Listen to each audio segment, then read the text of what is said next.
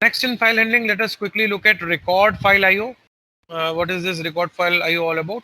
Basically, records are nothing but structure instances that we create. We have gone through, we have learned a topic structures in C. Say for example, we have a structure employee or a structure customer. When we instantiate a structure, uh, like employee structure, we create E1, E2, E3 variables. These instances are basically, they are referred to as records. इन्हीं को record कहते हैं. तो record file IO will be looking at functions which will read entire record in one go. तो किसी student की बात करूं कि किसी का नाम मान लीजिए संजय कुमार है, उसका कुछ रोल नंबर है, उसके कुछ मार्क्स हैं, एड्रेस है, तो ये पूरा जो एक स्टूडेंट का डाटा है ना, उसको एक साथ लिखना और उसके पूरे रिकॉर्ड को एक साथ पढ़ना. तो record by record, student by student, customer by customer या एम्प्लॉय बाय एम्प्लॉय बेसिस पे काम कैसे होगा, this is what is known as record file IO. इसमें जो है शुरुआत में तो मैं आपको बड़े सिंपल से फंक्शन दिखाऊंगा. एफ प्रिंट एफ और एफ स्कैन एफ होगा. बाकी और एडवांस चीजें, इससे बेहतर चीजें हैं, एफ रीड एफ राइट, उन पे हम जाएंगे. तो क्या क्या पढ़ने वाले हैं वो देख लेते हैं. एक बड़ा छोटा सा प्रोग्राम जिसका काम क्या है कि हमारे कुछ रिकॉर्ड्स को ये फाइल में लिखने का काम करेगा. तो रिकॉर्ड्स लिखने के लिए सबसे पहले रिकॉर्ड्स होने भी तो चाहिए, मतलब एक स्ट्रक्चर तो चाहिए होगा जिससे हम रिकॉर्ड जनरेट करें. तो हेडर फाइल्स जो जरूरत हो वो आप इंक्लूड कर लीजिए. मेन में जाइए, एक ही फाइल लिखनी है तो एक पॉइंटर काफी है एफ में. कैर अनदर इक्वल टू वाई क्यों लिया है ये मैं आपको अभी नीचे समझा देता हूँ. एक लूप चलेगा, जब तक आप वाई दबाते रहेंगे तब तक वो आपसे रिकॉर्ड मांगता रहेगा. एक रिकॉर्ड एंटर करने के बाद कहेगा अगला रिकॉर्ड डालना है तो वाई दबाओ. आप फिर वाई दबाओगे, अगला रिकॉर्ड रीड करेगा, फिर वाई दबाओगे, अगला रिकॉर्ड रीड करेगा. रिकॉर्ड्स तब तक रीड होंगे जब तक आप कीबोर्ड से वाई को प्रेस करेंगे. वाई के अलावा किसी भी की को आप छुएंगे, रिकॉर्ड रीडिंग बंद हो जाएगी. अब रिकॉर्ड रीडिंग के लिए आप यहाँ ध्यान से देखें, एक स्ट्रक्चर लिया गया है एम्प्लॉय. स्ट्रक्ट ईएमपी नाम से उसको बनाया है. एम्प्लॉय का नाम, एम्प्लॉय की एज और उसकी बेसिक सैलरी हमने अपने स्ट्रक्चर में डाला हुआ है. स्ट्रक्चर का एक इंस्टेंस वेरिएबल ई बनाया. फाइल में स्ट्रक्चर को लिखना है तो फाइल का ओपन किया जाना जरूरी है. मैं एम्प्लॉय डॉट dat यानी डाटा फाइल बनाना चाहता हूं, उसे लिखना चाहता हूं यानी डब्ल्यू मोड. लिखते समय ऐसा हो सकता है कि डिस्क पे जगह ना हो, डिस्क राइट प्रोटेक्टेड हो या डिस्क डैमेज हो, तो आपकी फाइल ना लिखी जाए और एफपी में नल आ जाए. अगर एफपी में नल आया तो आप कैन नॉट ओपन फाइल और एग्जिट में 0 डाल दीजिएगा, एग्जिट कर सकते हैं. और इनकेस फाइल सक्सेसफुली राइट हो गई है, ऑलरेडी एग्जिस्ट करती है तो ओवर राइट हो गई होगी, और नहीं है तो बना दी जाएगी. अगर फाइल बन गई है तो हमें क्या काम करना है, देखो. अब जब तक मेरा यूजर वाई टाइप करता रहेगा, जब तक मेरे वेरिएबल का नाम क्या था, कैर वेरिएबल का नाम अनदर है, तो जब तक मेरे अनदर नाम के वेरिएबल में वाई होगा, इनिशियली तो वाई है ना, तो एक रिकॉर्ड तो एंटर होगा ही होगा. तो हम यूजर को क्या कहेंगे, भाई नाम, एज और बेसिक सैलरी एंटर करो. तो हमारा यूजर नाम डालेगा, उसको मैंने स्कैनएफ से रीड किया है. ये एक अच्छी प्रैक्टिस नहीं है, फिर कहूंगा आपको. स्ट्रिंग रीडिंग करनी हो तो गेटस से कीजिएगा, स्कैनएफ के भरोसे मत बैठिएगा, इसमें प्रॉब्लम ही प्रॉब्लम है. मल्टीवर्ड नेम्स रीड नहीं करता है ये, ठीक है. ये एक बुक से उठाया गया कोड है, तो इसमें ऐसा आया है, आप प्लीज ऐसा ना करें. आप स्ट्रिंग रीडिंग परसेंटेज को छोड़ दीजिए, गेटस से कीजिएगा. बाकी एज और बेसिक सैलरी ठीक है, और मैंने आपको याद हो तो बताया था फ्लश एसटीडी इन भी कई जगह लिखना होता है. वो सारी चीजें अभी भी वैसे की वैसी हैं, वो आप लिख लीजिएगा जहाँ जहाँ जरूरत पड़े. बहरहाल आपने डाटा को रीड कर लिया, तो आपके नेम में e dot name, e dot age और ई डॉट बेसिक सैलरी में डाटा आ चुका है. इस डाटा को आपको कहाँ लिखना है, स्क्रीन पर नहीं, फाइल में लिखना है. अगर डाटा को स्क्रीन पे लिखना होता है तो किस फंक्शन से लिखते हैं. अगर डाटा को जो भी रीड किया है उसे स्क्रीन पे दिखाना हो तो प्रिंट एफ कर सकते हो ना, मगर हमें स्क्रीन पे नहीं लिखना है, हमें कहाँ लिखना है, फाइल में. तो देखो फंक्शन का नाम क्या है, एफ प्रिंट एफ. आज तक आपने प्रिंट एफ देखा है, यहाँ क्या आ गया, एफ प्रिंट एफ. शुरुआत एफ से हुई है, यानी फाइल हैंडलिंग का फंक्शन है. ये क्या करेगा, ये स्क्रीन पर नहीं, फाइल में चीजों को लिखेगा. तो फाइल में लिखना है तो फाइल पॉइंटर बताना होगा, भाई कहाँ पे लिख के आऊं. ये फाइल पॉइंटर बनाया था यहाँ पे एफ पे, ओपन करी थी तो एफ पी से जोड़ी थी उसको. एम्प्लॉय डॉट dat को एफ पी से जोड़ के आए हो आप. तो ये फाइल पॉइंटर वाली पोजीशन पर आपके नाम को, आपकी एज को और आपकी सैलरी को लिख देगा. लिखने के बाद हम प्रिंट एफ करेंगे स्क्रीन पे, भाई और रिकॉर्ड डालने हैं क्या, यस या नो. ठीक है, एफ फ्लश एसटीडी देखो यहाँ लगाया हुआ है. ठीक है, अगर यूजर ने वाई दबाया तो एक रिकॉर्ड और रीड होगा, वो भी फाइल में लिखा जाएगा.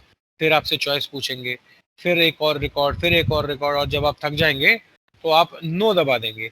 नो दबाएंगे तो लूप बंद हो जाएगा। जब लूप बंद हो जाएगा तो फाइल में मतलब और कुछ लिखना ही नहीं है, तो फाइल को क्लोज कर देंगे। तो यहाँ प्रोग्राम का एक डमी कोड आपको आउटपुट दिखाया है। नाम पूछा, एज पूछी, बेसिक सैलरी पूछी, फिर मैंने वाई दबा दिया, वाई दबा दिया। राहुल का रिकॉर्ड डालने के बाद मैंने नो दबा दिया तो रिकॉर्डिंग बंद हो गई, और रिकॉर्ड एंटर नहीं होंगे, और जितने 3 रिकॉर्ड थे वो मेरी फाइल में सक्सेसफुली लिख दिए जाएंगे, एक के बाद एक के बाद एक। राहुल पहुंच जाएगा सबसे आखिर में, पहले सुनील, फिर समीर, फिर राहुल। इस तरीके से एफ प्रिंट एफ आपकी फाइल में लिखता है। तो कुल मिला के इस पूरे प्रोग्राम में जो इंपॉर्टेंट चीज थी वो तो एक ही है कि स्ट्रक्चर होना चाहिए जिसका रिकॉर्ड हमें लिखना है। फाइल को ओपन करो राइट मोड में, ठीक है। ओपन करने के बाद में आपको सिर्फ एक रिकॉर्ड लिखना है तो कोई जरूरत नहीं है लूप की, मगर आपको एक के बाद एक के बाद एक के बाद एक कई रिकॉर्ड लिखने हैं तो फिर एक लूप लगाना पड़ेगा, क्योंकि लिखने वाले काम को रिपीट करना है। और जब जब रिपीटेशन आता है तो what we need is we need a loop. So we have used a loop here. Loop आपसे चीजें रीड कर रहा है, स्कैनएफ कर रहे हो, तो स्कैनएफ से डाटा कहाँ आ जाएगा, मेन मेमोरी में आ जाएगा। मेन मेमोरी वॉलेटाइल होती है, इसका डाटा खो सकता है, इसीलिए तो फाइल हैंडलिंग पढ़ रहे हैं। तो ई डॉट नेम के डाटा को, इस ई डॉट नेम वाले डाटा को, ई डॉट एज और ई डॉट बेसिक सैलरी वाले डाटा को हमें कहाँ पे लिखना है, फाइल में लिखना है। उसके लिए प्रिंट एफ लगा दिया हमने। सो till previous session we were learning file handling, and the files that we were using were in text mode, and the files which we open in text mode at times create so many problems for us that today we will soon be learning how to open a file in binary mode, and we will continue learning how to write records to a file. But prior to that, let us first of all understand that what problems actually exist when we open a file in text mode.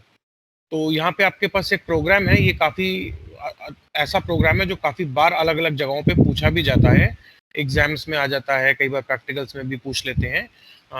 है तो simple है मगर ये बहुत आता है। Programme क्या है कि आपको ये काउंट करके मुझे बताना होगा, एक फाइल आपको दूंगा, आप उस फाइल को पढ़ेंगे और मुझे पढ़ के बताएंगे कि आपकी फाइल में कितने कैरेक्टर्स हैं, कितनी स्पेसेस हैं, कितनी बार टैब्स हैं, कितने न्यू लाइन कैरेक्टर्स हैं। मतलब क्या बोल दिया जाता है कि भाई गिन के बताओ, कई बार कहते हैं वॉवल्स काउंट करके बताओ, कॉन्सोनेंट्स काउंट करके बताओ। तो we all know vowels are A E I O U, and whatever is left in alphabet set are consonants. तो कोई बोल दे डिजिट्स काउंट कर दो, कभी कोई कहते हैं नंबर ऑफ वर्ड्स काउंट कर दो। तो ये काम कैसे होगा उसका प्रोग्राम है ये। तो यहाँ पे क्या है आप देखिए प्रोग्राम के अंदर, क्योंकि हमें एक ही फाइल को पढ़ना है और उसमें से सब चीजें काउंट करनी है, so actually we need only one file pointer. So I have taken fp as my file pointer. तो एक ही फाइल पॉइंटर बनाया, fp कोई कीवर्ड तो होता नहीं है, वेरिएबल नेम है, पॉइंटर का नाम है, आप जो मर्जी नाम रखिए। क्योंकि एक एक अक्षर करके हम पढ़ेंगे और उस अक्षर को हम एग्जामिन क्या करेंगे कि the character that we are dealing with, is it an alphabet और अ स्पेस और what type of character actually it is. तो एक एक करेक्टर करके जो हम चीजें उठाने वाले हैं उसके लिए करेक्टर वेरिएबल ले लिया है। फिर देखो कुछ वेरिएबल्स यहाँ लिए हुए हैं, काउंटर्स लिए हुए हैं मैंने। नंबर ऑफ लाइंस के लिए काउंटर, ठीक है, number of tabs, number of blank spaces, number of characters, इस तरीके के लिए NOL, NOT, NOB, NOC नाम के कुछ वेरिएबल्स बना लिए। सबको जीरो से इनिशियलाइज कर दिया, क्योंकि ये वो काउंटर्स हैं जो आगे बढ़ाए जाएंगे जब इनका मैचिंग करेक्टर मिला करेगा। तो सबसे पहला काम है कि हम अपनी फाइल को ओपन करें। तो रीड मोड में ओपन कर रहे हैं उसको। देखो यहाँ पर क्या है, एक चीज डेलिबरेटली स्किप की गई है आपको रिकॉल कराने के लिए। हमने यहाँ पर देखिए FP में नल आया या नहीं आया इसकी चेकिंग नहीं की है। ये एक पुअर प्रोग्रामिंग प्रैक्टिस है। आप एक फाइल को खोल रहे हैं पढ़ने के लिए, ऐसा भी तो हो सकता है ये फाइल हो ही ना आपकी मशीन पे। तो आपने यहाँ पे देखो हमने चेकिंग नहीं की है कि weather FP has a value null or not. If FP has a value null, so we cannot continue reading because the file does not exist. So there is no meaning staying here. We should exit the program. मगर देखो अभी वो काम यहाँ missing है, ठीक है। जानबूझ के कह लो उसको छोड़ा गया है ताकि आप उसको जरूर करें, और आपके पिछले प्रोग्राम्स में आपने देखा था वो हर जगह लिखा हुआ था, उसको लिख लीजिएगा, ठीक है।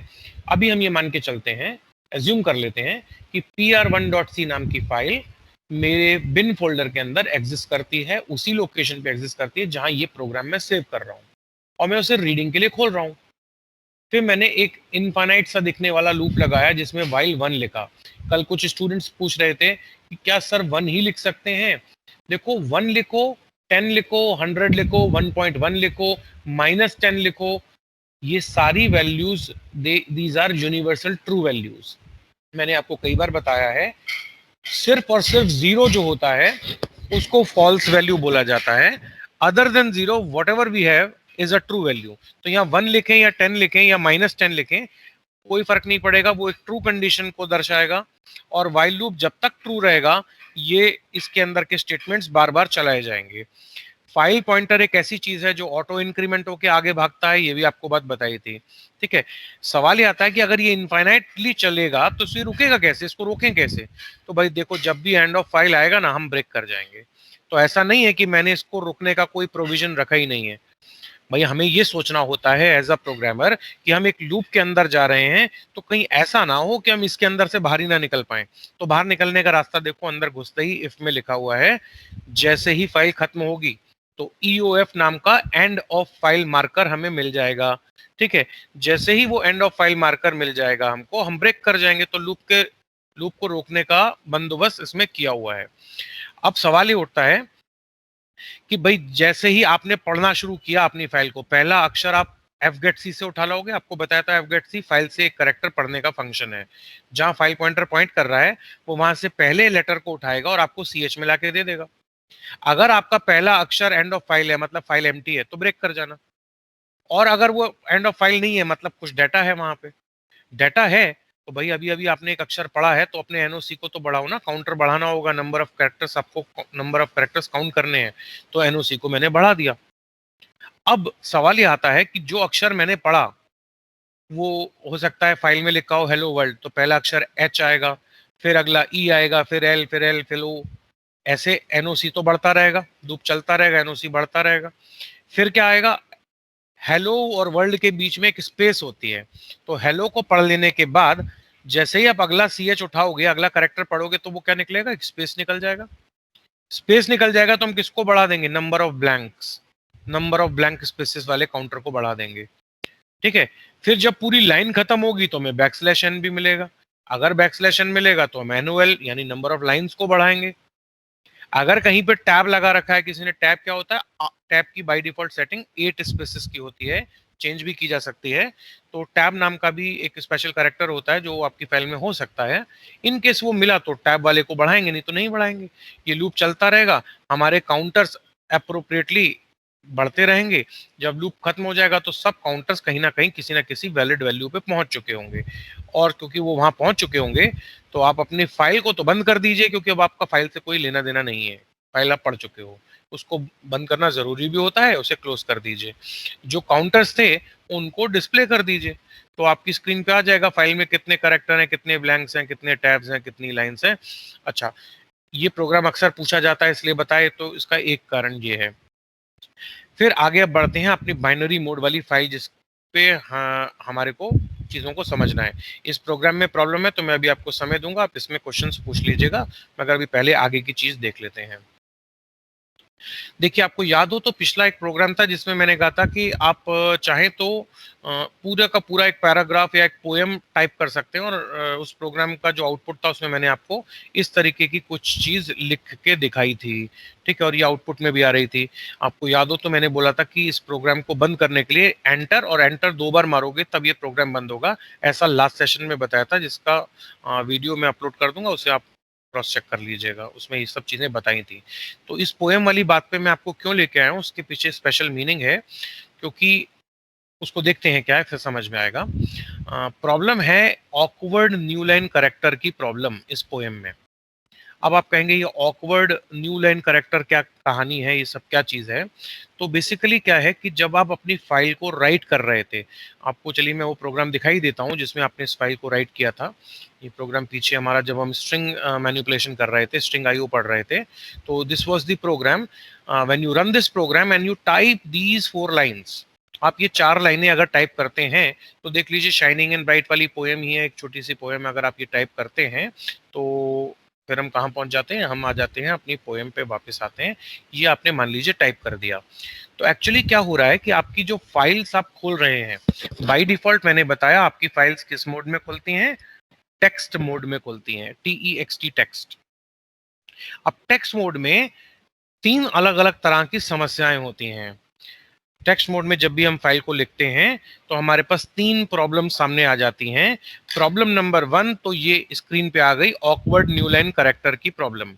ये ऑकवर्ड न्यू लाइन करेक्टर की प्रॉब्लम क्या है, उसको समझाने के लिए ये जो पूरा इतना बड़ा पैराग्राफ लिखा है इस पे जरा बाद में आते हैं।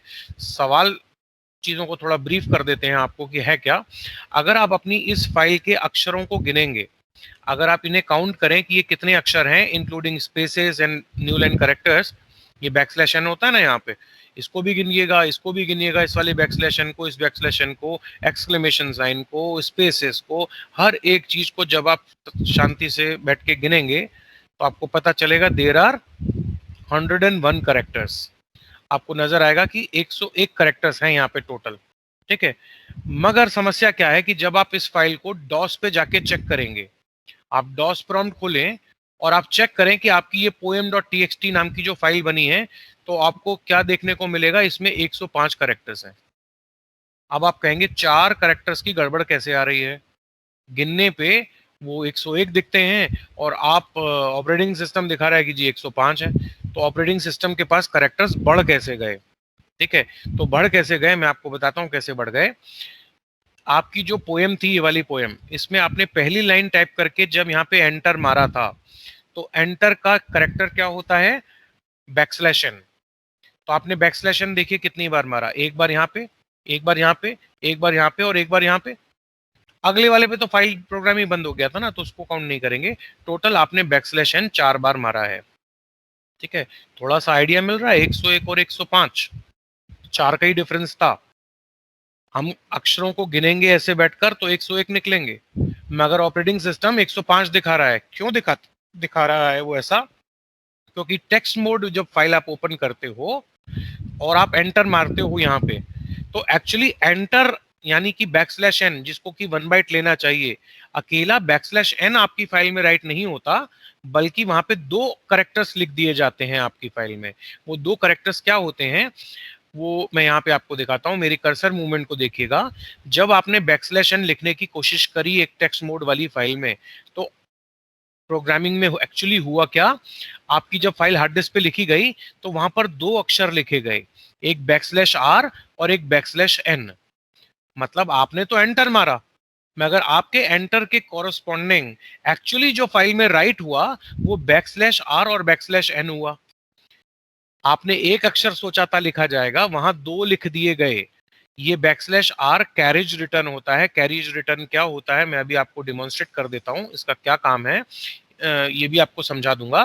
पहले तो ये समझ लीजिए कि जब आपने बैकस्लैश एन मारा तो आपने दिमाग में क्या लेके चला कि मैंने 1 बाइट यूज कर ली बैकस्लैश एन के लिए, मगर एक्चुअली मशीन ने क्या किया, machine not only writes this backslash n but it adds 1 more character which is backslash r, जो कि कैरेज रिटर्न होता है। तो 4 बार बैकस्लैश एन की वजह से 4 बार ये आर जो है ये फालतू में राइट हो रहा है टेक्स्ट मोड फाइल की वजह से। अब क्योंकि ये 4 बार राइट हो रहा है तो आप इसकी गिनती नहीं गिन के चल रहे हैं, मगर ऑपरेटिंग सिस्टम तो गिन रहा है ना, तभी वो आपको 105 बता रहा है। अगर आपकी 4 लाइनें हैं तो वो आपको 4 का काउंट डिफरेंस इस बैकस्लैश आर की वजह से बता रहा है। बैकस्लैश आर का काम अभी आपको समझा दूंगा प्रोग्राम में कि ये किस लिए होता है। ठीक है, तो यहाँ पे हमारा एक डिफरेंस आ रहा है, ये ऑकवर्ड न्यू लाइन करेक्टर, जो कि टेक्स्ट मोड फाइल में तो होगा। जैसे ही आपको बाइनरी मोड में फाइल लिखनी सिखाऊंगा ये वाली समस्या खत्म हो जाएगी, क्योंकि वहां पर ये बैकस्लैश एन और बैकस्लैश आर के फॉर्म में चीजों को लिखता ही नहीं है वो। ठीक है, तो वहां पे ये ऑकवर्ड करेक्टर वाली पहली प्रॉब्लम आपकी खत्म हो जाएगी। मैंने आपको कहा था टेक्स्ट मोड फाइल में 3 तरह की प्रॉब्लम्स होंगी। Problem number 1 is regarding awkward new line character, जिसमें backslash n is written as a combination of backslash r and backslash n. Backslash r अभी बताऊंगा क्या है। ठीक है, let us quickly look at comparison of text files and binary files. अभी सारी चीजों को रिविजिट करके फिर से आपको बताएंगे क्या है, आपको क्वेश्चन भी पूछने का मौका देंगे। सेम आपका फाइल कॉपी प्रोग्राम है, मगर एक फाइल कॉपी प्रोग्राम की अगर बात की जाए कि बाइनरी मोड में फाइल खोलते कैसे हैं। आज तक आपने जितनी फाइल खोली थी, मैंने कहा वो टेक्स्ट मोड में खोल रही थी, था क्या? आप सिर्फ जहां मेरी कर्सर मूवमेंट है उसको ध्यान से देखिएगा, मैं फाइल को रीड करने के लिए आर नहीं आरबी लिख रहा हूं। जैसे ही मैं आरबी लिखूंगा, मेरी फाइल रीडिंग में किस मोड के लिए खुलेगी?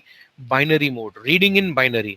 अगर मैं आर लिखूंगा तो टेक्स्ट मोड, आरबी लिखूंगा तो बाइनरी मोड। तो टेक्स्ट मोड और बाइनरी मोड में जाने के लिए सिंटेक्स में कहां फर्क आएगा? सिर्फ एक छोटा सा फर्क है, जब आप फाइल को ओपन करते हैं, चाहे रीडिंग के लिए करें या राइटिंग के लिए करें, आप सिंपल आर लिखेंगे तो वो टेक्स्ट रीडिंग होगी, टेक्स्ट मोड में फाइल खुल जाएगी और वो न्यू लाइन कैरेक्टर वाली समस्या हो जाएगी।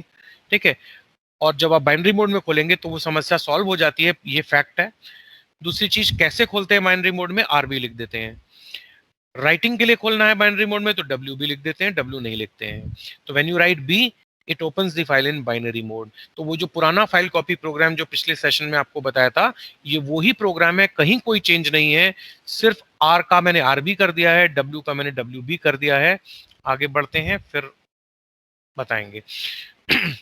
तो टेक्स्ट मोड और बाइनरी मोड में हम बता रहे थे कि 3 प्रॉब्लम होती हैं। पहली तो ये बता दी, हैंडलिंग ऑफ न्यू लाइंस, ये awkward new line character treatment जो है तो इज अ प्रॉब्लम। अब देखते हैं प्रॉब्लम 2 और प्रॉब्लम 3, फिर सारी चीजों को अच्छे से समझते हैं। पहले प्रॉब्लम 2 को हम देखते हैं कि टेक्स्ट और बाइनरी मोड में क्या प्रॉब्लम है। तो ये तो आप ऑलरेडी देख ही चुके हो कि टेक्स्ट मोड में new line character is converted into a carriage return and line feed combination. तो जब आप बैकस्लैश एन लिखते हो तो वो एक्चुअली बैकस्लैश आर और बैकस्लैश एन के कॉम्बिनेशन में राइट होता है। ये बात मैंने आपको बताई। This is problem number 1। Problem number 2 क्या होती है? एंड ऑफ फाइल की प्रॉब्लम है। एंड ऑफ फाइल की क्या प्रॉब्लम है? देखो होगा क्या, बाइनरी मोड को हमें कब यूज करना चाहिए? खास तौर से जब आपकी फाइल के अंदर डाटा अल्फाबेट्स वाला ही नहीं बल्कि उसमें नंबर यानी डिजिट्स भी लिखी हुई हों। अब मैं स्टूडेंट फाइल की बात करूं तो स्टूडेंट की जो रिकॉर्ड्स होंगे, क्या आप ये मानते हो कि स्टूडेंट के सारे रिकॉर्ड्स में सिर्फ अल्फाबेट्स एबीसीडी ही होगी? जी नहीं, आपका एनरोलमेंट नंबर डिजिट्स का बना हुआ होगा। ठीक है, आपके मार्क्स डिजिट्स वाले होंगे, क्योंकि मार्क्स में करेक्टर्स में थोड़ा ना लिखूंगा। I will not write 76 as SEVEN करके, ऐसे 76 नहीं लिखूंगा। I prefer writing 7 and 6। तो मैं डिजिट्स भी यूज करूंगा। खास तौर से जिन फाइलों के अंदर आपका डाटा जो आप फाइल में लिख रहे हो या जो लिखा हुआ है, अगर उसमें डिजिट्स मौजूद हों तो एक समस्या, ये सेकंड वाली समस्या आ जाएगी। ये क्या समस्या आएगी? आप सोचो, स्टूडेंट की फाइल है और एक नालायक स्टूडेंट है जिसके मार्क्स जो है ना, पहला स्टूडेंट क्लास का बड़ा नालायक है। अब पहला कौन है मैं उसकी बात नहीं कर रहा हूँ, मतलब एक स्टूडेंट है जो नालायक है और उसके नंबर आए सी प्रोग्रामिंग में 100 में से 26। तो क्या होगा, मेरी क्लास में 90 स्टूडेंट्स हैं। मैं 90 स्टूडेंट्स का रिकॉर्ड जब रीड करने की कोशिश करूंगा तो पहले स्टूडेंट का नाम पढ़ने के बाद जैसे ही मैं उसके मार्क्स पढ़ूंगा, मार्क्स कितने होंगे? 26। मैंने फाइल को खोल रखा होगा अगर टेक्स्ट मोड में, तो 26 जो होता है वो एंड ऑफ फाइल का ASCII वैल्यू होता है। मैंने बताया था फाइल में EOF होता है, एंड ऑफ फाइल, जो कि एक मैक्रो है जिसका इक्विवेलेंट वैल्यू, ASCII वैल्यू जिसकी जो है क्या होती है? 26 होती है। ठीक है, अब इस 26, क्योंकि उस बच्चे के नंबर ही 26 हैं, तो क्या होगा, कंप्यूटर क्या सोचेगा? अरे 26 मिल गया। 26 मिल गया का क्या मतलब है? फाइल में एंड ऑफ फाइल आ गया, मतलब वो आगे के रिकॉर्ड्स रीड ही नहीं करेगा, मेरी रीडिंग प्री मैच्योरली टर्मिनेट हो जाएगी। तो टेक्स्ट मोड में एक ये बहुत बड़ी समस्या है। टेक्स्ट मोड में सिर्फ पोएम लिख के आए हो तो 26 तो कहीं नहीं लिखा होगा आपने, वहां तो सिर्फ अल्फाबेट्स लिखे होंगे। तो पोएम वाली फाइल में ये 26 वाली प्रॉब्लम नहीं आती है। मगर कुछ ऐसी फाइल्स होती हैं जहां पे नंबर्स भी फाइल में होते हैं, कस्टमर के रिकॉर्ड्स हैं, आपके स्टूडेंट्स के रिकॉर्ड्स हैं। तो किसी कस्टमर ने कोई सेल परचेस करी, ठीक है, जिसमें कुछ वैल्यू 26 लिखी हुई थी, तो 26 को कंप्यूटर क्या ट्रीट करेगा? End of file. और वो सोचेगा कि मुझे एंड ऑफ फाइल मिल गया, अब आगे तो कुछ होगा ही नहीं, वो आगे रीडिंग ही नहीं करेगा। तो आपकी जो फाइल है वो प्री मैच्योरली आपकी रीडिंग टर्मिनेट हो जाएगी। इस बात को यहाँ पे पैराग्राफ में समझाया है कि मॉरल ऑफ द स्टोरी क्या है। There is a moral to be derived from end of file marker of text mode files. If file stores numbers in binary mode, it is important that the binary mode only be used for reading back numbers, since one of the number we store might well be the number 26. If this is detected while we are reading a file by opening it in text mode, reading would be terminated prematurely at that point. आपकी reading बंद हो जाएगी file की। This is समस्या number 2। First problem was awkward new line character, वो backslash are वाली जो अभी बतानी है, मैं रिविजिट कराऊंगा आपको। सेकंड प्रॉब्लम, फाइल में कहीं 26 लिखा मिल जाए तो समस्या हो जाएगी, फाइल को एंड ऑफ फाइल मान लिया जाएगा और आगे पढ़ेगा ही नहीं कंप्यूटर। तो टेक्स्ट मोड में बहुत सारी प्रॉब्लम। प्रॉब्लम नंबर 3 भी फटाफट देखते हैं, फिर आपको दोबारा समझाएंगे सारी चीज। प्रॉब्लम नंबर 3 क्या है बेटा, अब मैं अपनी फाइल को खोलता हूँ, उसमें मैं डाटा लिखना चाहता हूँ ये वर्ल्ड 234.56। अगर मैं आपसे पूछूं ये कैसा नंबर है, तो मेरे सी प्रोग्रामर्स को तुरंत बोल देना चाहिए कि सर ये फ्लोट वैल्यू है, क्योंकि इसमें डेसिमल आ रहा है, तो 1234.56 इज अ फ्लोट वैल्यू। फिर मेरा अगला सवाल आपसे ये होगा कि 1234.56 जो वैल्यू जिसको क्या फ्लोट बता रहे हो, फ्लोट को मेरी फाइल में कितनी मेमोरी लेनी चाहिए? तो ideally speaking 4 byte on a 16 bit machine. C is a platform dependent language, कभी नहीं भूलना है। हम 16 बिट मशीन को एज्यूम करके चलें अगर, तो फ्लोट को 4 बाइट लेनी चाहिए थी। मगर टेक्स्ट मोड में क्या समस्या होगी कि यहाँ पर ये नंबर नंबर की तरह नहीं, टेक्स्ट की तरह लिख दिया जाएगा। और ये कितनी बाइट्स लेगा? 7 बाइट्स। 7 बाइट्स क्यों लेगा? क्योंकि 1 2 3 4 5 6 7 डेसिमल को भी गिनेगा। तो टोटल कितने अक्षर लिखे हुए हैं? ये 7 हैं। 1 2 3 4 5 6 और 7, तो वो 7 बाइट्स कंज्यूम करेगा। तो बिना बात के साइज ऑन द डिस्क बढ़ेगा। Numbers are not stored as numbers, they are in fact stored as text.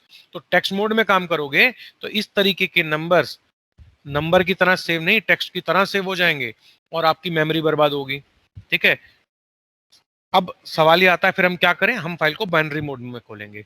जैसे ही आप फाइल को बाइनरी मोड में खोल दोगे, ये 7 बाइट्स नहीं 4 बाइट में ही स्टोर होगा। ये 4 बाइट में स्टोर होना शुरू हो जाएगा। तो कौन सा मोड अच्छा है, टेक्स्ट मोड या binary mode? Of course binary mode अच्छा होता है, और खास तौर से उन फाइल्स के लिए जिनके अंदर डिजिट्स मौजूद हों, जिनके डाटा में डिजिट्स आती हों, उनके लिए ये जरूरी होता है। तो ये तो थी आपकी 3 प्रॉब्लम, और मैंने आपको थोड़ा सा ये भी बता ही दिया है कि एक फाइल को एक्चुअली बाइनरी मोड में ओपन कैसे करते हैं। कुछ नहीं करना है, आर की जगह आर भी लिखना है, डब्ल्यू की जगह डब्ल्यू भी लिखना है। आप अपनी फाइल को इस तरह से बाइनरी मोड में ले जा सकते हैं। अब आपको मैंने कहा था कि मैं आपको सारी चीज दोबारा से बताऊंगा, और ये जो पहली प्रॉब्लम थी handling of new line characters, जिसमें मैंने आपको बताया था कि आपका जो डाटा है वो बैकस्लैश एन और बैक कॉम्बिनेशन बन जाता है बैकस्लैश आर का। तो कुछ बच्चों को अगर ये नहीं मालूम हो कि बैकस्लैश आर एक्चुअली क्या होता है, तो मैं आपको कंपाइलर पे डिमॉन्स्ट्रेट कर देता हूँ कि ये होता क्या है। ठीक है, और आपको बैकस्लैश आर समझ में आ जाएगा कैरेज रिटर्न क्या चीज है। तो फटाफट आपको कंपाइलर पे ले चलते हैं और वहां दिखा देते हैं। तो बैकस्लैश आर पहले दिखाएं कि ये है क्या चीज। बड़ी इंटरेस्टिंग चीज है। फाइल को ओपन, नई फाइल ओपन कर लेते हैं, F5 करते हैं, #inclu। अपने रूटीन स्टेटमेंट फटाफट लिख लेते हैं जो हम अक्सर लिखा करते हैं हर प्रोग्राम में। ये हमारे रूटीन स्टेटमेंट्स रहते हैं, अलग अलग कंपाइलर पे अलग अलग रहते हैं, किसी पे क्लियर स्क्रीन की ज़रूरत नहीं भी होती है। वो आप देख लीजिएगा कि आपको कैसे करना है। मुझे इस कंपाइलर पे क्लियर स्क्रीन लगाना पड़ता है, तो मैं तो लगा रहा हूँ। डमी इसको कुछ नाम दे देते हैं। आपको बैकस्लैश आर समझाना है तो br.c के नाम से सेव कर देते हैं। बैकस्लैश आर का काम कुछ इस तरह से समझिए। मैंने यहाँ पे लिखा प्रिंट एफ, और प्रिंट एफ में मैंने क्या लिखा, डबल कोट्स लगा के मैं लिखता हूँ दिस इज, और यहाँ पे मैं लगा देता हूँ backslash are ASH Ashish Kumar.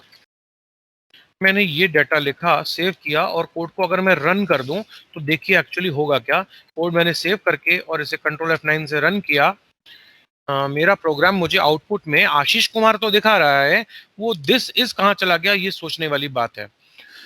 मेरे प्रोग्राम का आउटपुट तो आना चाहिए था दिस इज आशीष कुमार, मगर क्योंकि बीच में बैकस्लैश आर लगा हुआ है, उसने क्या किया उसको समझाना है मुझे आपको। बैकस्लैश आर की नाम होता है कैरियज रिटर्न। कैरियज रिटर्न, अभी कैरियज रिटर्न क्या काम करता है, ये आपके कर्सर को आपकी करंट लाइन की शुरुआत में ले जाएगा। करंट लाइन की शुरुआत में ले जाएगा तो क्या करेगा, एक्चुअली प्रिंटएफ ने THIS स्पेस IS ये टाइप किया था, मगर फिर आया बैकस्लैश आर, उसने उठा के कर्सर को शुरुआत में पटक दिया, और आशीष कुमार जो एक टेक्स्ट है उसकी लंबाई दिस इज से ज्यादा थी, तो ये उसी जगह पे ओवरराइट होके आ गया, तो दिस इज दिखना बंद हो गया। आपको इसका असर दोबारा समझाता हूं। मैं यहां से मान लीजिए मेरी स्ट्रिंग सिर्फ ये होती, तो ये क्या होगा, बैकस्लैश आर आपको शुरुआत में ले जाएगा और ए एस एच किसके ऊपर लिख दिया जाएगा, टी एच आई के ऊपर। बाकी की चीजें वैसे की वैसे ही रहनी चाहिए। रन करके देख लीजिए, आपको उसका असर नजर आ रहा है कि क्या हुआ। टी एच आई के ऊपर तो इसने इसको चढ़ा दिया, और बाकी जो स्पेस थी न्यू लाइन करेक्टर उसने रख के इज को ऐसा ही छोड़ दिया आपके लिए। मगर जब मैं यहाँ पर लंबी स्ट्रिंग टाइप करता हूं तो आपको इल्यूजन क्या मिलता है, आपको ये इल्यूजन मिलता है कि शायद दिस इज था ही नहीं, दिस इज था। मगर बैकस्लैश आर ने क्या किया, आपके कर्सर को लेफ्ट मोस्ट कॉर्नर पे वापस पटक दिया, और जो कुछ आप लिख रहे हो आशीष कुमार, वो पिछली स्ट्रिंग के सिर पे लिख दिया गया और उसको ओवरराइट करके उसने छुपा डाला, आपको नजर ही नहीं आया। तो बैकस्लैश आर क्या होता है ये तो आपको समझ में आ गया होगा, आप खुद भी ट्राई करके घर पे देख सकते हैं कि ये क्या चीज थी। ठीक है, तो this was about backslash r. अभी वापस इस पे चलते हैं। कंप्यूटर ने गड़बड़ क्या करी थी वो समझा देते हैं आपको। जब आप बैकस्लैश एन लिखते हैं तो एक्चुअली क्या करता है, वो फाइल के अंदर दो चीजें लिखता है, बैकस्लैश आर और बैकस्लैश एन। आपने कभी सोचा है जब आप बैकस्लैश एन मारते हो तो लाइन चेंज होती है, मगर लाइन चेंज होने के साथ साथ कर्सर कहां पहुंच जाता है? आपको नहीं लगता कि वो लेफ्ट साइड पे नजर आता है, एकदम लाइन की शुरुआत में पहुंचा हुआ होता है? वो इस बैकस्लैश आर की वजह से ही जा रहा है। क्योंकि जब आप बैकस्लैश एन मारते हैं कायदे से तो उसको मान लीजिए आप 100 पोजीशन आके आप इस जगह पे खड़े हुए हैं और यहाँ बैकस्लैश एन मारे, तो उसको तो अगली लाइन पे इसके नीचे आना चाहिए ना, वो शुरुआत में कैसे पहुंच जाता है? वो बिकॉज ऑफ बैकस्लैश आर जाता है। तो whenever you write, you press enter, a combination of these two are actually used. C compiler ऐसा ही काम करता है। अब क्या है, ये जो सब कुछ हो रहा है ना, ये सी प्रोग्रामर की सरदर्दी है। सी की जो इन बिल्ट रूटीन्स हैं वो ऐसा कर रही हैं, मगर बेचारा ऑपरेटिंग सिस्टम क्या करे, वो सी से उसको कोई लेना देना नहीं है। वो कहता है मुझे तो भाई दो अक्षर नजर आ रहे हैं, तुम भले ही आंखों से गिन के 101 बताते हो, मुझे तो ये दो दिखते हैं, तो मैं तो चार का डिफरेंस दूंगा ना। तो ऑपरेटिंग सिस्टम पे जब आप जाते हो तो वो 101 की जगह आपको 105 दिखाता है। वो कहता है भाई मुझे डिफरेंस नजर आ रहा है, आपको नहीं दिख रहा होगा, मुझे तो दो अक्षर दिख रहे हैं, वहां बैकस्लैश आर भी दिख रहा है, बैकस्लैश एन भी दिख रहा है। मगर सी क्या कहती है, नहीं इट इज बैकस्लैश एन। वो आपको बताती नहीं है, इंटरनली करती यही है मगर बताती नहीं है। तो आपको कभी पता ही नहीं चलता कि बैकस्लैश आर भी लिखा गया था। तो मेरे ख्याल से टेक्स्ट मोड बाइनरी मोड के बारे में आपको चीजें समझ में आई होंगी। अभी आपके पास क्वेश्चंस हैं तो प्लीज आप पूछ सकते हैं।